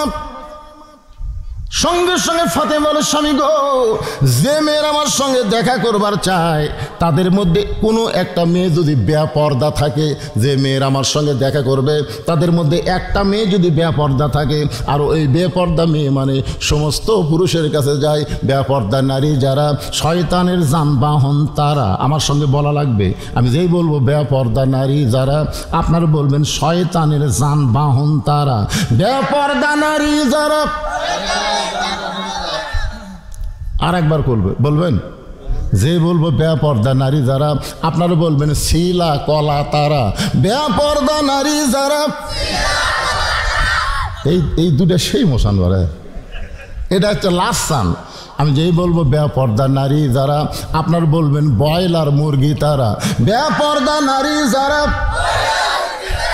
ফাতেমা বলতেছে একটা যদি বেপর্দা মেয়ে থাকে আর সেই মেয়েটা যদি পুরুষের কাছে গিয়ে বলে ফাতেমার চোখের ভুরু এইরকম, ফাতেমার দাঁতের সাইজ এইরকম, ফাতেমার গায়ের রং এরকম, কোনো পুরুষ মানুষ আমি ফাতেমারে দেখলো না, কিন্তু ওই বেপর্দা মেয়ের কারণে পুরুষের কাছে আমার চেহারা প্রকাশ হয়ে গেল। ওগো স্বামী, তাই মেয়েদের সঙ্গেও যদি আমার দেখা করতে হয়, পর্দার ভিতর থেকে কথা বলবো, একটা মেয়ের সামনেও আমি জীবনে যাব না। ধরে কেন সুবহানাল্লাহ। খাদিজা বলতেছে, আমার ফাতেমা যখন জন্ম নিল, ফাতেমা জন্ম নেওয়ার সময় আমার কোনো প্রসব ব্যথা হয় নাই। ফাতেমা দুনিয়াতে জন্ম নিল, কোনো ধাত্রী ফাতেমাকে ধরে নাই। খাদিজা বলতেছে, আপনভাবে আমার পেটের ভিতর থেকে আমার মেয়েটা যখন বের হলো, আমি তখন তাকায় দিকে ফাতেমা তার দুইটা হাত দিয়ে ওই ছোট্ট মাসুম বাচ্চা, জন্ম নেওয়া বাচ্চাটা, তার দুইটা হাত দিয়ে তার ইজ্জত পর্যন্ত ঢেকে দুনিয়াতে আসলো। আমি মা হইয়াও পর্যন্ত তার ইজ্জত দেখতে পারি নাই। সুবহানাল্লাহ, জোরে কোন। সেই ফাতেমা বলে, স্বামী গো, রাতের অন্ধকারে আমার মৃত্যু হবে, রাতের অন্ধকারে আমাকে দাফন করবেন। আমার 2 নম্বর চাওয়া হলো, আমার কোনো জানাজার ব্যবস্থা করবেন না। আলী বলে, ফাতেমা তুমি নবীর কলিজার টুকরা, তোমার জানাজার খবর শুনলে হাজার হাজার মানুষ জানাজায় হাজির হবে, তুমি কি চাও না হাজার হাজার মানুষ তোমার জন্য দোয়া করুক? ফাতেমা বলতেছে, কোটি কোটি মানুষ যদি বলে ফাতেমা ভালো, আর আপনি যদি বলেন ভালো না, ওই কোটি মানুষের দোয়া দেওয়া ফাতেমার এক তিল পরিমাণ লাভ হবে না। আর দুনিয়ার তামাম মানুষ যদি বলে ফাতেমা খারাপ, আর আপনি যদি আমার স্বামী হয়ে বলেন ফাতেমা ভালো, স্বামীর একটা সার্টিফিকেটে ফাতেমার জন্য আল্লাহ 8টা জান্নাতের দরজা খুলে দিল। তাহলে বউ ভালো হওয়া লাগবে কার কাছে? কেবারে জোরে কর না কেন, কার কাছে? আর আমাদের গুলো লব উল্টা কি কয়, খালি তুমি আমাকে দেখতে পারো না, গোটা পাড়া খুঁজে দেখো, আমার বিরুদ্ধে কেউ নেই। আমি মায়েদের জন্য বলবো, মা, দুনিয়ার কোনো পুরুষ মানুষ আপনাকে ভালো বললে আপনি বেপর্দা হয়ে যাবেন। কেন, কোনো পুরুষ তো আপনাকে দেখতে পারবে না, তারা কেমনে ভালো বলবে? কিন্তু স্বামী যদি আপনাকে ভালো বলে, ফাতেমার সঙ্গে আল্লাহ জান্নাত দিয়ে দিবে। আমার 3 নম্বর চাওয়া হলো, আমার লাশটা খাটনিতে তুলবেন না। আমি ফাতেমা হিসাব করে দেখলাম, আমার খাটনি কান্দে নেওয়ার জন্য যে 4 জন পুরুষ লাগবে। বর্তমান সময় 4টা পুরুষ আমার দুনিয়াতে নাই। আমার বাবা যদি দুনিয়াতে থাকতো, মরা মেয়ের লাশের খাটনি বাবা কান্দে নিবার পারত, কিন্তু 6 মাস আগে আমার বাবা দুনিয়া থেকে বিদায় নিয়েছে। আমার বাবা দুনিয়াতে নাই, তাহলে একদিকে কান্দে নেওয়ার একটা শট পড়ে গেল। আমার হাসান হোসেন যদি বড় হইতো, মায়ের লাশের খাটনি কান্দে নিবার পারত, কিন্তু হোসেনের বয়স মাত্র 4.5 বছর, আর হাসানের বয়স মাত্র 5.5 বছর। এরা 2 ভাই তো মায়ের খাটনি নিবার পারবে না। শুধু আপনি আমাকে একা ওই জান্নাতুল বাকির পূর্ব কোণায় সবুজ রঙের একটা বাতি জ্বলবে, ওই বাতি বরাবর আমাকে কবর খুঁড়ে দাফন করবেন। আমার জন্য কবর খুঁড়তে যদি আপনার কষ্ট হয়, তাহলে আপনার একান্ত বন্ধু যদি কেউ থাকে দুনিয়ায়, তারে বলবেন সে যেন গোপনে কবরটা খনন করে দেয়। দুনিয়ার কোনো মানুষকে যেন কবরের খবর না বলে। হযরত আলীর আপন বন্ধুর নাম হলো আবু যর গিফারি। গভীর রাত্রে হযরত আলী আবু যর গিফারির জানলার কাছে ছোট বাচ্চার মতন ফোপায় ফোপায় কাঁদতেছে। আবু যর গিফারি চিন্তায় পড়ে গেল, এই গভীর রাত্রে আমার জানলার কাছে এমন করে খেয়ে কান্দে। বের হয়ে দেখে আসাদুল্লাহিল গালিব হযরত আলী কাঁদতেছে। আবু যর গিফারি চিন্তা করে, যেই মানুষটা হলো আসাদুল্লাহিল গালিব, যেই মানুষটা জীবনে কোনো যুদ্ধে পরাজিত হয় নাই, তাকে কোনোদিন আমি কাঁদতে দেখি নাই। আজকে তার জীবনে এমন কি যুদ্ধ শুরু হলো যে আমার জানলার পাশে এমন করে কাঁদতেছে। পিছনে গিয়ে বলে, আলী ভাই, আমার জানলার কাছে এমন করে কান্দার কারণ কি জানতে চাই? আলী বলতেছে, আবু যর, জান্নাতুল বাকির পূর্ব কোণায় সবুজ রঙের একটা বাতি জ্বলতেছে, ওই বাতি বরাবর একটা কবর কর। আবু যর গিফারি বলে, কেন কবর করব? এখনো পর্যন্ত দুনিয়ার কেউ মৃত্যুবরণ করে নাই, আর রাতের বেলা কেন কবর খুঁড়ব? দিনের বেলাকে কবর খনন করা যাবে না? আলী বলতেছে, আবু যর, একজন পর্দানিশী রাতের বেলা মৃত্যুবরণ করবে, এ রাতের বেলায় তাকে দাফন করা লাগবে। আবু যর গিফারি বলে, আলী রে, সেই পদ্মানিশী কে গো, তার নাম কি তোমার মুখস্থ নাই? আলী বলতে 6 মাস আগে আমার নবী দুনিয়া থেকে বিদায় নেওয়ার কারণে আমার হাসান হোসেন নানা নানা বলে কাঁদতেছে। আজকে গভীর রাত্রে হাসান হোসেনের মা এই দুনিয়া থেকে বিদায় নিবে, পর্দানিশী হওয়ার কারণে রাতের বেলায় তাকে দাফন করা লাগবে। আবু যর যা একটা কবর কর। আবু যর গিফারি কোদাল নিয়ে জান্নাতুল বাকির পূর্ব কোণায় গিয়ে দেখে সবুজ রঙের একটা বাতি জ্বলতেছে, যেই বাতির কোনো তার নাই, যেই বাতির কোনো সুইচ নাই, বিনা তারে বিনা সুইচ আমার আল্লাহ তাআলা অটোমেটিক জ্বলায়া দিছে। লিল্লাহু আকবার। এখান থেকে ঈমান গ্রহণ করেন, তাসদিক বিল জানান, কলিজার মধ্যে ঈমান নেন যে আমাদের কবরের দরজা জানলা যদি নাও থাকে, বালিশ খাতা যদি নাও থাকে, ঈমানের নূরে আমাদের অন্ধকার কবরকে আল্লাহ জান্নাতের টুকরা বানায় দিবে। জোরে কোন কথা ঠিক কি না? অনেকে চিন্তা করে অন্ধকার কবরে কেমনে থাকবো? ফাতেমার কবরের উপরে বাতি জ্বলতেছে, যেই বাতির কোনো তার নাই, যেই বাতির কোনো সুইচ নাই, বিনা তারে বিনা সুইচে আল্লাহ তাআলা অটোমেটিক জ্বলায় দিছে। আবু যর গিফারি বাতি বরাবর এসে দেখে বাতির আলো গোলাকার হয়ে পড়ে, কিন্তু আলোটা 4 কোণা হয়ে পড়েছে। ওই 4 কোণার ভিতরে কোদাল দিয়ে কবর খনন শুরু করছে। এক সময় করতে করতে আবেগে, অনেক সময় মানুষ কিন্তু বিবেক হারায়া যায়, আবেগে কথা বলে। আবেগে বলতে যে কবর, তুই কি জানিস এই গভীর রাত্রে কেন কবর খুঁড়তেছি? আজকে তোর মধ্যে এমন একজন মহিষী নারীকে দাফন করা হবে, আল্লাহর নবীর মেয়ে হবার পরেও নবী তাকে মা বলে সম্মান করেছে। সুবহানাল্লাহ বলেন। আল্লাহ নবী একদিন হাসান হোসেনকে কোলের মধ্যে নিয়ে সাহাবীদের সামনে বলতেছে, আমার মেয়েদের খবর তোমরা জানো? তো সাহাবীরা বলে, হুজুর আমরা জানি। রাসূল বললেন, আমি তাহলে নাম বলি, জয়নাব আমার মেয়ে, জয়নাব আমার মেয়ে, রোকে আমার মেয়ে, কুলসুম আমার মেয়ে। সাহাবীরা বললেন, হুজুর আবার বলেন। রাসূল বললেন, জয়নাব আমার মেয়ে, রোকে আমার মেয়ে, কুলসুম আমার মেয়ে। সাহাবীরা বলে, হুজুর আবার বলেন। রাসূল বললেন, কি বারবার বলি বুঝতে পারো না? জয়নাব আমার মেয়ে, রোকে আমার মেয়ে, কুলসুম আমার মেয়ে। হাসান হোসেন বলতেছে, ভাই আমরা দুজন যাই, আমরা দুজন যাই। আমাকে মা গরিব দেখে দেখ নানা মেয়ে বলেও স্বীকার করতেছে না। হাসান হোসেন যখন উঠে যাবার চাচ্ছে, খপ করে ধরে বলতেছে, ভাইজান তোমাদের মা আমার মেয়ে না, তোমাদের মা হলো আমারও মা। হাসান হোসেন নানার গালে মুখে চুমু দিয়ে বলে, রানু ভাই আমাদের মা আপনার মা কেমনে হলো? সাহাবীদের সামনে কি বলা যায় না? আমাদের মা আপনার মা কেমনে হলো? রাসূল বললেন, সাহাবীরা রে তাহলে শোনো, তাইফের ময়দান থেকে রক্তমাখা শরীর নিয়ে আমি যখন মক্কায় ফিরে আসলাম, তখন আমার দরদের কেউ মক্কায় ছিল না। দরদের বিবি খাদিজা কিছুদিন আগে দুনিয়া থেকে বিদায় হয়ে গেছে, দরদের চাচা আবু তালেব দুনিয়া থেকে বিদায় হয়ে গেছে। এই রক্তমাখা শরীর দেখে আমার দরদের কেউ ছিল না।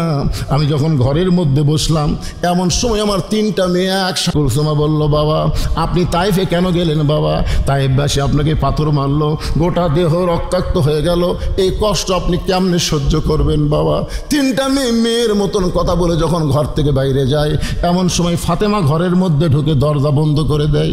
রাসূল বললেন, ফাতেমা দরজা কেন বন্ধ করলি? ফাতেমা বলতেছে, বাবা আপনার মাধ্যমে আল্লাহর কাছে আমার কিছু প্রশ্ন আছে। রাসূল বলে, ফাতেমা কি প্রশ্ন করবি? আল্লাহ যদি ইব্রাহিম নবীর জন্য নমরুদের চুলা শান্তির বাগান বানাবার পরে, আল্লাহ যদি মুসার জন্য সাগরকে রাস্তা বানাবার পরে, সে আল্লাহ কেন পারলো না তাইফের পাথর আমার বাবার জন্য তুলা বানাবার? বাবা গো, আপনার দেহের দিকে তাকায়া আমার কলিজা দিয়ে রক্ত ঝরতেছে। বাবা এই কষ্ট আপনি কেমনি সহ্য করব? রাসূল বলে, সাহাবীরা রে শোনো, এই কথা বলার পরে ফাতেমা ঘর থেকে বাইরে যায়। আমি মনে করলাম ফাতেমা হয়তো কাতর হয়ে গেছে, শোকে পাগলি হয়ে গেছে, কিন্তু আমি লক্ষ্য করে দেখি উঠানে উনানের উপরে পানি গরম করতেছে, জয়তুনের তেল গরম করতেছে। পানি আর তেল গরম করে আবার ঘরের মধ্যে ঢুকে দরজা যখন বন্ধ করে দেয়, আমি রাসূল বললাম, ফাতেমা আবার কেন দরজা বন্ধ করলি মা? ফাতেমা বলে, বাবা সন্তান যখন বড় হয় তখন গোসল করাবার গেলে দরজা বন্ধ করা লাগে। রাসূল বলেন, সাহাবীরা শোনো, ফাতেমা দরজা বন্ধ করে দিয়া আমার গায়ে থেকে রক্তাক্ত জুব্বা খুলে আমার যত জায়গায় তাইফবাসী পাথর মারছে ওই নরম গরম পানির মধ্যে নরম কাপড় চুবড়াইয়া আমার গোটা দেহ পরিষ্কার করে এক সময় নরম হাতের আঙ্গুলে জয়তনের গরম তেল নিয়া আমার ক্ষতস্থানে যখন লাগায় দেয়, তখন আমি নবী ঘুমায় গেছি, আমার নবীর আর কোনো স্মরণ নাই। এক সময় ঘুমের মধ্যে স্বপ্নে দেখি আমার শিয়রের পাশে আমার গর্ভধারিণী মা আমিনা এসে কাঁদতেছে। আমি নবী নই, আমি একটা তিন সন্তান হয়ে মাকে বললাম, মা এত বছর পরে যখন আইছেন আর আপনাকে যাবার দেব না, এই বলে মায়ের হাতটা খপ করে যখন ধরেছি স্বপ্নে, এমন সময় ফাতেমা আমার কপালে চুমা দেয়। আমি চুমোতে চোখের পানি চোখের মধ্যে ঢুকে আমি চেতন পাই, বলে ফাতেমা কি জন্য কান্দিস মা? ফাতেমা বলে, বাবা আপনি মনে হয় স্বপ্ন দেখেছেন বাবা, আপনি স্বপ্নে মা বলে আমার হাতটা চাইপা ধরছেন, এই যে দেখেন এখনো পর্যন্ত হাতটা চাইপা ধরে আছেন। রাসূল বলে, ফাতেমা মা বলে যদি তোর হাতটা চাইবা ধরি তাহলে শুনে নে, তুই শুধু আমার মেয়ে না, তোর কলিজার মধ্যে আমার বসত করে মা আমিনা। আবু যার গিফার বলে, কবর এই গভীর রাত্রে খনন করতেছি, তুই কি জানিস রে কবর এমন একজন মা দুনিয়া থেকে আজকে কবরে আসবে যার দুইটা সন্তানকে আল্লাহ জান্নাতি যুবকদের সর্দার বানায় দিস। এই বলে কোদাল দিয়ে কবর খুঁড়তে খুঁড়তে আবার আবেগে বলে, কবর রে খবরদার বেয়াদবি করবি না, তোর মধ্যে এমন একজন স্ত্রীকে রাখা হবে যার স্বামী হল আসাদুল্লাহিল গালিব আলীর বিবি, কবর খবরদার বেয়াদবি করিস না। এই বলে আবার যখন কোদাল মারতে চায় এমন সময় গভীর রাত্রে কবরের ভিতর থেকে একটা শব্দ আসতেছে, আবু যার। এটা কিন্তু মা ফাতেমাকে লক্ষ্য করে বলতেছে না, এটা আমাদের সবাইকে লক্ষ্য করে বলা হচ্ছে।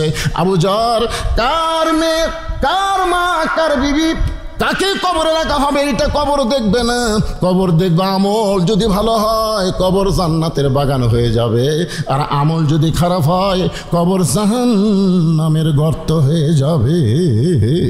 এই শব্দ শোনার পরে আবু যার গিফারি আর কবরের পাশে থাকতে পারে নাই, পাগল হয়ে কবর ছেড়ে যখন চলে গেছে। গভীর রাত্রে হযরত আলী, ফাতেমার লাশ কিন্তু খাটনিতে তোলা যাবে না, ওই লাশটা কান্দে নেওয়া লাগবে। এখন ঘরের মধ্যে ঢুইকা দেখে ফাতেমা নিজে নিজে গোসল করেছে। শেষ গোসলটাও ফাতেমার দুনিয়ার কেউ করে দিবার পারে নাই, কারণ শেষ গোসল করতে গেলে ফাতেমার ইজ্জতের উপরে কোনো নারীর যদি হাত পড়ে, এই জন্য ফাতেমা নিজে নিজেই শেষ গোসলটা করেছে। ফাতেমা নিজে নিজেই কাফনের কাপড় পরেছে। আলী দেখতেছে শুধু দুইটা হাত আর মুখটা প্রকাশ করে দুইটা সন্তানকে দুই ধারে আদর করে সোহাগ করে ঘুমায় দিয়া মাঝখানে ফাতেমা চিরদিনের মতন ঘুমায় গেছে। হযরত আলীর দুইটা হাত ফাতেমার ভিতরে ঢুকাইয়া দিয়া মুখটা কাফনে বন্দি করে ওই কান্দে করে জান্নাতুল বাকির পূর্ব কোনায় আবু যার কবর ছেড়ে চলে যায়, আবু যার কবর ছেড়ে চলে যায়। কিন্তু আমার আল্লাহ তাআলা ফরদাকে কবুল করার কারণে আবু যার গিফারিকে আগেই পাগল বানায় খেদায় দিছে। হযরত আলী দাফন করার পরে আল্লাহকে বলতেছে, আল্লাহ এই ফাতেমাকে তুমি কবুল করে নাও, দুনিয়ার জীবনে কিছুই দিবার পারিনি আল্লাহ, আজকে গভীর রাত্রে দাফন করে তোমার কাছে বলি তুমি তাকে কবুল করে নাও। এই দোয়া করার পরে তাকায় দেখে সামনে কয়েকটা পুরাতন কবর দেখা যায়। এই মাত্র ফাতেমার কবর দিয়েছে, সেই নতুন কবর নাই। গোটা জান্নাতুল বাকি হযরত আলী দৌড়ায় বলে, ফাতেমার কবর, ফাতেমার কবর। কে যেন বলতেছে, আলী রে ফাতেমা পর্দা নিশি, আমি আল্লাহ জোহরা ডিগ্রি দিয়া ফাতেমার কবরটাকে কিয়ামত পর্যন্ত পর্দা করে দিয়েছি। আমার মায়েদের জন্য বলবো, মা এই যে আল্লাহ বললেন আমি জোহরা ডিগ্রি দিয়ে, এই জোহরা মানে কি? ও আমিলুস সালিহা, পুরুষের জন্য 1 নম্বর নেক আমল হলো নামাজ, আর নারীদের জন্য 1 নম্বর নেক আমল হলো পর্দা। মেয়েরা যদি পর্দার মধ্যে থাকে তাহলে নেক আমল করতে তাদের জন্য সহজ হয়ে যায়, আর বেপর্দা যদি হয় একটা আমলও আল্লাহ কবুল করবে না। আর পুরুষ মানুষ যদি নামাজ ধরে, ইন্না সালাতা তানহানিল ফাহশাই ওয়াল মুনকার, একমাত্র নামাজে পারে মানুষকে যাবতীয় বেহুদা খারাপি কাজ থেকে বাঁচায় দিতে। সুবহানাল্লাহ খান। আর একটা পুরস্কার আছে নামাজের, ফালিয়াবুদু রব্বা হাযাল বাইত আল্লাযী আত'আমাহুম মিন জু'ইন ওয়া আমানাহুম মিন খাউফ। আপনার বলেন তো এই আয়াতের বাংলা অর্থ কি?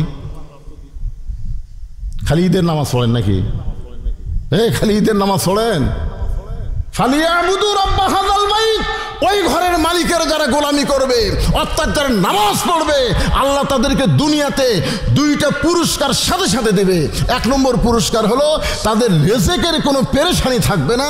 দুই নম্বর পুরস্কার হলো ভারত বলেন, আমেরিকা বলেন, রাশিয়া বলেন, ব্রিটেন বলেন, ফ্রান্স বলেন, কোনো কাফেরদের কোনো ভয়, যাবতীয় ভয় থেকে আল্লাহ তাকে পুরাপুরি নিরাপত্তা দিয়ে দিবে। জোরে কান সুবহানাল্লাহ। কারণ যাওয়া তো লাগবেই, তোরা বোম মারবো, মার। ইমান কি বলবে? আমার জাতির পিতার জন্যে নমরুদের আগুনের চুলে যদি শান্তির বাগান হয় রে, তাহলে আমরা তার সন্তান, মার। ভারত মারা দিয়েছে পারমাণবিক বোমা, মারিছে ভাই, বিমানত্থায় মারছে, বুঝলেন? মনে করছে মারবি ঢাকাত, গোটা ঢাকা ভাঙচুর হয়ে শেষ হয়ে যাবি, মারবি একটা আপনাকে নগাঁ। ওরা বোম মারতেছে, কিন্তু যেই মাটিতে পড়তেছে পড়ার সাথে সাথে বোম তাই মিষ্টি তরমুজ হয়ে যাচ্ছে।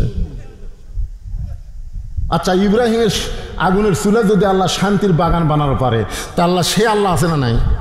তাহলে বোম তরমুজ বানাতে পারবি না? তো আমাকে ছোট ছোট ছোট বলে কে রে, বিশাল বিশাল তরমুজ রে, একটা 10 মণ 20 মণ করে ওজন। ওরা চাকুলিয়ে যে কাটতেছে আর সব আনন্দ করে খাচ্ছে। ওরা দূরবীন যন্ত্রে যে দেখতেছে কে রে, বোমের খবর কি? হায় হায়, আমরা মান্য বোম, এরা কাটিয়া খাচ্ছে। সুবহানাল্লাহ কন না কেন? ফেরাউন বারবার বলেছে মুসা কোন দিক দিয়ে যাবি? 3 দিকে সৈন্য, একদিকে সাগর। আল্লাহ কয় মুসা, ফেরাউন সাগর দেখে তুমি তাকায় দেখো, লাঠির বাড়ি মার। লাঠির বাড়ি মারছে, 12টা রাস্তা হয়ে গেছে। কেন কি আল্লাহ পারে কি পারে না? কথা বলেন। তাসদিক বিল জানান, কলিজার মধ্যে ঈমান নেন, 5 ওয়াক্ত নামাজ ধরেন, সমস্ত ভয় ভীতি থেকে আল্লাহ পুরাপুরি হেফাজত করবে। 3 নম্বর হলো ওয়াতাওয়াসাউ বিল হক। 4টা বিষয় আলোচনা হবে, 2টা শেষ। রাত তো ঘড়ি 12টা পার হয়ে গেছে। কি করবেন? একটু আজকে দেরি করে তুলে দিচ্ছেন না, সারা রাত নয়, 2 বিষয় হয়ে গেছে। এখন ওয়াতাওয়াসাউ বিল হক। আপনারা জানেন আজকে ঢাকাত কি হলো? এই কথা কন না কেন? আজকে ঢাকাত কি হচ্ছে? ও বৃষ্টি হওয়া শুনছে বলে রে। আজকে হেফাজতের কিছু একটা ঢাকাত হয়নি? কি জন্য সমাবেশ করছে কন তো? এই আপনারা কথা কিছুই বোঝেন না। দেশে এই ছেলে পেলে তোমরা কি নেট খোঁজো না? তোমরা কিছুই জানো না হওয়ার জন্যে। আপনি জানেন বাংলাদেশের মেয়েদের পক্ষ থেকে ডক্টর ইউনূসের কাছে 350 পৃষ্ঠার একটা নারীর অধিকার চাওয়া হয়েছে। তার মধ্যে 1 নম্বর হলো, এতদিন আমরা জানতাম ছেলে সম্পদ যা পাবে মেয়ে তার অর্ধেক পাবে, 2 মেয়ের সমান 1 ছেলে পাবে। আর ওরা বলতেছে সম্পদ সমান করে দেওয়া লাগবে, ছেলেও যা মেয়েও তাই। আপনারা বলেন তো, আল্লাহর কোরআনের উপরে কেউ যদি হাত মারে, ওই হাত থাকবি? তা আল্লাহ বলেছে ছেলে 2 মেয়ের সমান পাবি, আর মেয়েরা অধিকার চায় যে আমরা সমান, বৈষম্য দূর করে ছেলে মেয়ে সমান। মেয়েরা বলতেছে ছেলে যদি খাড়া হয়ে পেশাব করা পারে মেয়েরাও করবি, সমান অধিকার। কি রাজশাহীর পর্দার চরে জ্বালানি বানাচ্ছে অস্থায়ী ঘর, জ্বালানি অস্থায়ী ঘর বানাচ্ছে। হঠাৎ উঠছে ঝড়, চাটাইয়ের ঘর। এখন দরজা জানলা লাগিয়ে দিয়ে 2 জন কালে আল্লাহ করতেছে, ঝড় থামে না। 1-8 ঘন্টা হয়ে গেছে।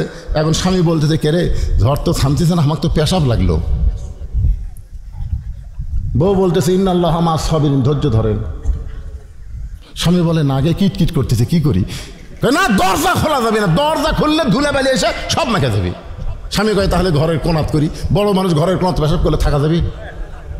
স্বামী কয় তাহলে কি করি? বউ বলতেছে একটা কাম করেন, এতই যখন পেশাব লাগছে আপনি আমার কান্দর চড়েন, কান্দর চড়ে উপরে চাটাই আপনার যন্ত্র মোতাবেক ছোট্ট একটা ছিদ্র করেন, যার যন্ত্র বের করে দেওয়া যায়, কোনো সমস্যা না হয়।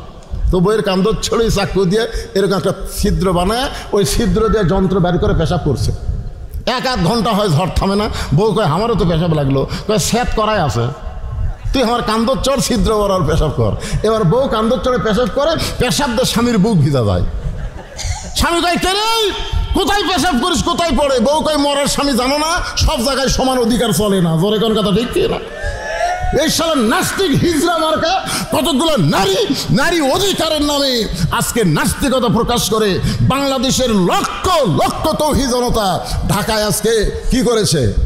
সমাবেশ করেছে। আর সমাবেশে যিনি আজকে সবচাইতে গরম বক্তব্য দিছে তার নাম হলো হক। কি হক? দেখেন, ওয়াতাওয়াসাউ বিল হক, আজিজুল হক। ওনার বাপের নাম কি? শাইখুল হাদিস আজিজুল, কথা কর না একেবারে হক। ওনার বাপকে হাসিনা জেলখানাতে রাখছিল, অজু করার পানি দেয়নি। মামুনুল হককেও জেলখানায় রাখছিল, মনে করছিল জেলের ডান্ডা বাড়ি পেয়ে নরম হয়ে বের হবি। নরম হচ্ছে, আগে চাইছিল তার চাইতে আরো গরম হচ্ছে। আজকের ভাষণে ইউনূস সরকারকে 2 সপ্তাহ আলটিমেটাম দিছে, যদি পছন্দ হয় হুজুর করো তাহলে আমাকে কথা মানবি, না মানলে সাইদি হুজুর বলেছিল 12 কোটি মুসলমান যখন গাছের গোড়া লাগাবে দাদা বাড়ি গায়ে গিয়াত পড়বে। জোরে কোন কথা ঠিক কিনা? আর গর্ত খুঁজে পাবা না। আমাকে বগুড়া জেলায় একেবারে আওয়ামী লীগের মেম্বার থেকে শুরু করে এমপি পর্যন্ত একটা নেতাও নেই, অনুবীক্ষণ যন্ত্রতে খুঁজে পাওয়া যাচ্ছে না। এরা গেল কোথায়? এত বছর পরে সাইদি হুজুর যে হক কথা বলেছিল এটা সত্য প্রমাণ হয়ে গেছে। কতক্ষণ না কেন আজকে মামুনুল হক যে কথা বলেছে, হকের কথা বলতে হবে, হকের পথে চলতে হবে, প্রয়োজনে হকের জন্য জীবন দেওয়া লাগবে। কারা কারা জীবন দেবার পারবেন 2 হাত তুলে আবার আল্লাহকে দেখান, টান টান করে তুলে রাখেন, লিল্লাহে তাকবীর, হাত নামান। আল্লাহ এই রাত 12টার পরে তাহাজ্জুদের রক্তে হকের পক্ষে দরকার হলে প্রয়োজন হলে জীবন দেওয়া লাগবে, দিব। ডোনাল্ড ট্রাম্প বলেছে গাজা, এই গাজার লোকেরা তোমরা যারা আসো অযথা গাজায় থাকো না, তোমরা গাজা ছেড়ে অমুক অমুক জায়গায় চলে যাও, আমি ডোনাল্ড ট্রাম্প তোমাদের ভাঙ্গা বাড়ি চাঙ্গা করে বানায় দেব। গাজার মুসলমান ভাবতেছে এই কথা বলে তুই আমাকে সরে দিয়ে আমাকে জায়গা তুই ইসরায়েল দিব। তুই কি মনে করছিস রে ট্রাম্প? এই ট্রাম্প জীবন দেব রে, মা বলে সন্তান গেছে, স্বামী গেছে, আমাদের জীবন দেব, কিন্তু আমরা গাজা ত্যাগ করব না।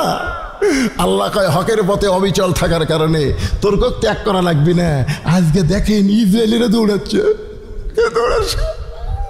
ওরে বাবা রে, জাহান্নামের আগুন তার কি ভাই, খালি ধাঁ ধাঁ করে আসতেছে, ওরা খালি দৌড়, গাড়ি ঘোড়া যা আছে তুই আর দৌড়। কথা কন না কেন? আল্লাহ পারে না? জোরে কেন পারে না? আল্লাহর প্রতি ভরসা করবেন। আল্লাহর প্রতি ভরসা করে অবিচল ইমানে যারা হক পথে থাকবে, নাসরুম মিনাল্লাহি ওয়া ফাতহুন কারীব ওয়া বাশশিরিল মুমিনিন। ওয়াতাওয়াসাউ বিস সবর 4 নম্বর বিষয়। একটু মনোযোগ দেন, ওটা বসা করেন একেবারে, আমার ঘড়ি নাই হাতত। আপনার কি মনে করছেন আমি সারা রাতের বক্তা? 12টার পরে আমি কোনোদিনও ওয়াজ করি না। আজকে তুলে দিচ্ছেন দেরি করে 2-4 মিনিট হচ্ছে, তো লড়াচড়া করেন কেন? খুব শর্টকাট করে 4টা বিষয় বলতেছি। ওয়াতাওয়াসাউ বিস সবর, ধৈর্য ধরা লাগবে। যে মেয়ে বিয়ে হওয়ার পরে কোনোদিনও বাচ্চা হয়নি, এবার প্রথম বাচ্চা হবে, আপনার বলেন তো প্রথম বাচ্চা হওয়ার সময় প্রসব ব্যথা ওই কি জানে? জানে না তো। দাদি নানি কিন্তু সবসময় কানে কানে সে কয় সেই রকম হবি রে। কি বলবো প্রসবের কথা, মা বিনে সেই ব্যথা কেউ তো বুঝিবে না। মাজন ঠেকিয়া সন্তানের দায়, ওয়াকালে মা মারা যায়, কেন সে মায়ের ভক্তি করো না। এমন দরদি ভাবে কেউ হবে না আমার মা, মা গো। এখন আল্লাহর কাছে বলছে, আল্লাহ আমরা পেটত বাচ্চা থমো, কিন্তু প্রসব ব্যথা যেন বাপ পায়। এটা সাইদি হুজুরের ওয়াজ, মানে মেয়েরা অধিকার চাচ্ছে, আমরা পেটত বাচ্চা লালন পালন কর্ম, কিন্তু বের হওয়ার সময় যে ব্যথা এটা যেন বাপের হয়। তা আল্লাহ মেয়েকে দোয়া কবুল করছে, মনে করেন কবুল করছে। কিন্তু এখন বাড়ির ম্যাডামের বাচ্চা হচ্ছে, ড্রাইভার খালি কান দিচ্ছে। স্বামী কয় কে রে, আমার বইয়ের বাচ্চা হচ্ছে, ড্রাইভার কান দেখেন, তার মানে বুঝবার পারছে ড্রাইভারের মাধ্যমে বাচ্চা পেটত যাচ্ছে। মেয়েরা কয় না আল্লাহ যার ব্যথা তাকে দেন, ধরা পড়ার আগে কি কোনোদিনও ব্যথা পাইনি, এবার প্রথম ব্যথা। যেই প্রসব ব্যথা শুরু হয়ে গেছে, এখন মা খালি চিল্লাই, মরে যাবো, গলার দড়ি দিব, বিষ খাবো, মরে যাবো, গলার দড়ি দিব, বিষ খাবো। এমন সময় দাদি নানি দৌড়ে আসে, কি এগুলো কি ভুল বকতেছিস? সেই রকম ব্যথা। তুই কি জানিস মায়ের পায়ের তলে সন্তানের জান্নাত? কোন কিতাবে লেখা নাই পুরুষের পায়ের তলে জান্নাত, স্বামীর পায়ের তলে জান্নাত, এটা ভুয়া কথা। মায়ের পায়ের তলে জান্নাত, এটা হলো সহি কথা। তাহলে জান্নাত কি পুরুষের পায়ের তলে না নারীর? আর সেই নারী যদি মা হয়, তো তোর পায়ের তলে জান্নাত হবে, কান্দিস কে? চ ঘরের মধ্যে, চ ঘরের মধ্যে যা বলতেছে, অতাও সবে সবর, ধৈর্য ধর, ধৈর্য ধর। তুই চিল্লাচিল্লি করলে গ্রামের লোক মনে করবে এটা একটা মা হলো কে রে, খালি চিল্লাচিল্লি করছে। ধৈর্য ধর, সেই ধৈর্য ধর। একেবারে দাঁতের উপর দাঁত দিয়ে দাদির একে নরম কাপড় পানির মধ্যে চুবড়াই করে গোটাল কপালে দিচ্ছে, আর ধৈর্য ধর, ধৈর্য ধর, অতা সবে সব, ধৈর্য ধর।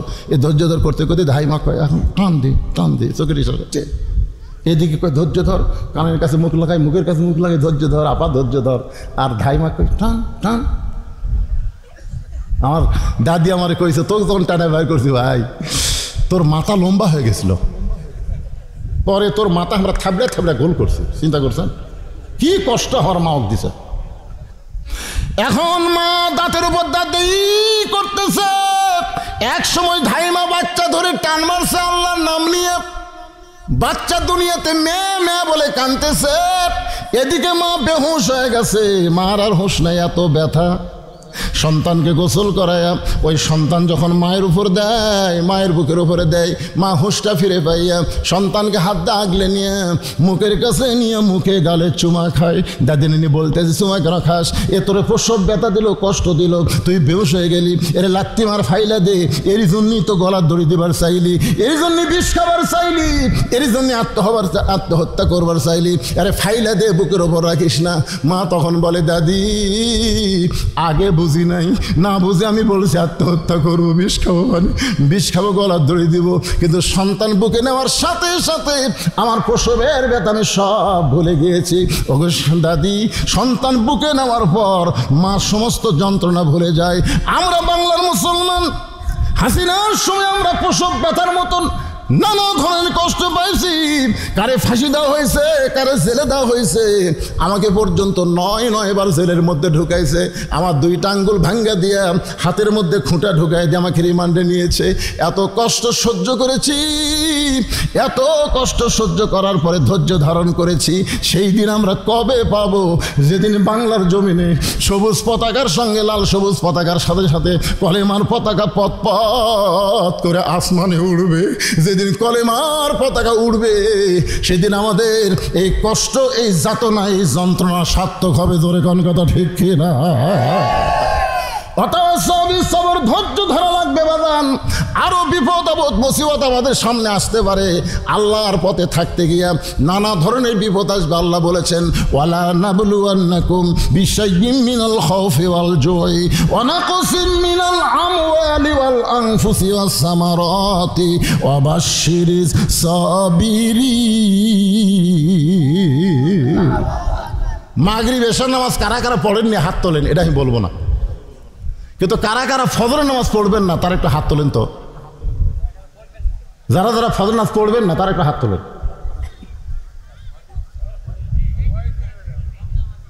মাশাআল্লাহ। আচ্ছা, প্রতিদিন আপনারা 10টার দিকে ঘুমান, আজকে যে এখন এই 12:30 বাজবে, তাহলে আজকে ঘুমালে এত পাবেন? আজকে ঘুমানোর সময় আমি আপনাদের একটা অনুরোধ করতেছি, আজকে ঘুমানোর সময় শোনেন, আজকে ঘুমানোর সময় আপনারা ওযু করবেন। প্রতিদিন তো পেশাব করে যে ঘুমান, আজকে পেশাব যদি করেন, করার পরে ওযু করবেন।